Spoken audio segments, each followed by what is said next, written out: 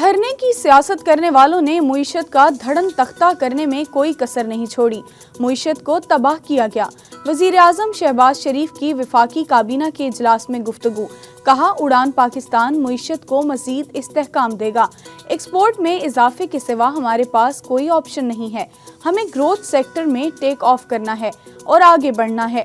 رواں سال ترسیلات زر 15 ارب ڈالر تک پہنچ گئی، یہی کارکردگی رہی تو 35 ارب ڈالر کا ہدف حاصل کر لیں گے۔ سمگلنگ کے خاتمے کا کریڈٹ آرمی چیف کو جاتا ہے۔ وفاقی کابینہ کا اجلاس ختم، وزیر اعظم نے رائٹ سائزنگ پر عمل درآمد پلان طلب کر لیا۔ کابینہ نے ٹیکسٹائل پارکس کے لیے سرمایہ کاری بورڈ کی منظوری دے دی۔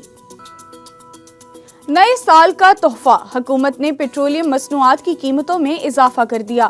پیٹرول کی قیمت 56 پیسے بڑھا کر 252 روپے 66 پیسے فی لیٹر مقرر کی گئی ہے۔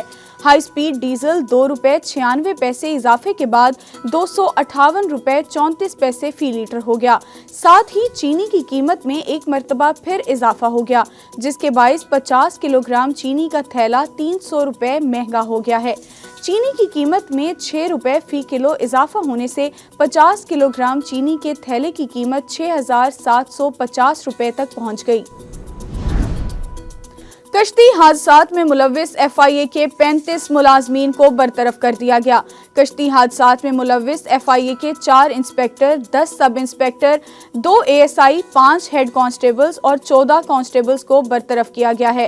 ترجمان FIA کے مطابق انسانی سمگلنگ میں ملوث FIA کے 13 اہلکاروں کے خلاف مقدمات درج کر لیے گئے۔ یونان کشتی حادثے میں جاں بحق مزید 4 پاکستانیوں کی لاشیں مل گئیں۔ شناخت نارووال کے شبیر، زین علی، ذیشان اور سیالکوٹ کے اویس علی کے ناموں سے ہوئی۔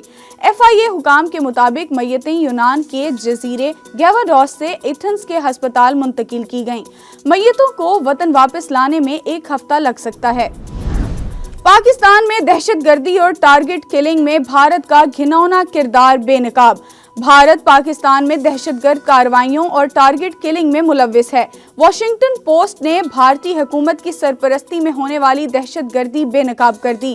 لکھا، را نے اجرتی قاتلوں اور افغان ہتھیاروں سے پاکستان میں 6 افراد کی ٹارگٹ کلنگ کی۔ لاہور میں عامر سرفراز کا قتل دیگر ملکوں کی طرح بھارت کی جانب سے خفیہ قتل مہم کا تسلسل ہے۔ شواہد سے واضح ہے پاکستانی افراد کے قتل میں بھارت ملوث ہے۔ پاکستان نے اقوام متحدہ کی سلامتی کونسل میں بطور غیر مستقل رکن نشست سنبھال لی۔ اگلے 2 سال تک سلامتی کونسل کا رکن رہے گا۔ پاکستان دنیا بھر کے مظلوموں کی آواز بنے گا۔ نائب وزیر اعظم اسحاق ڈار کہتے ہیں کثیر الجہتی سفارتکاری سے بامعنی کردار ادا کرنے کے لیے تیار ہیں۔ دہشت گردی امن و سلامتی کے لیے مسلسل خطرہ ہے۔ پاکستان علاقائی بحرانوں کے پرامن حل میں اپنا بھرپور حصہ ڈالے گا۔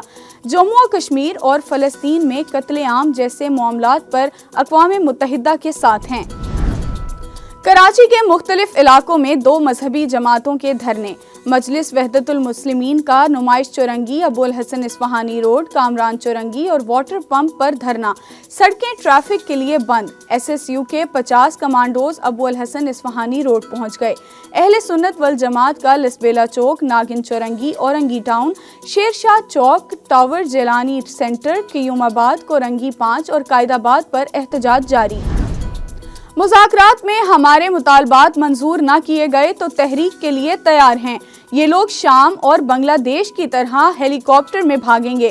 وزیر اعلیٰ KPK علی امین گنڈاپور کہتے ہیں ہمارے پاس عوامی طاقت ہے، بیرونی طاقتوں کی ضرورت نہیں۔ بیرونی طاقتوں کا سہارا تو یہ لوگ لیتے ہیں۔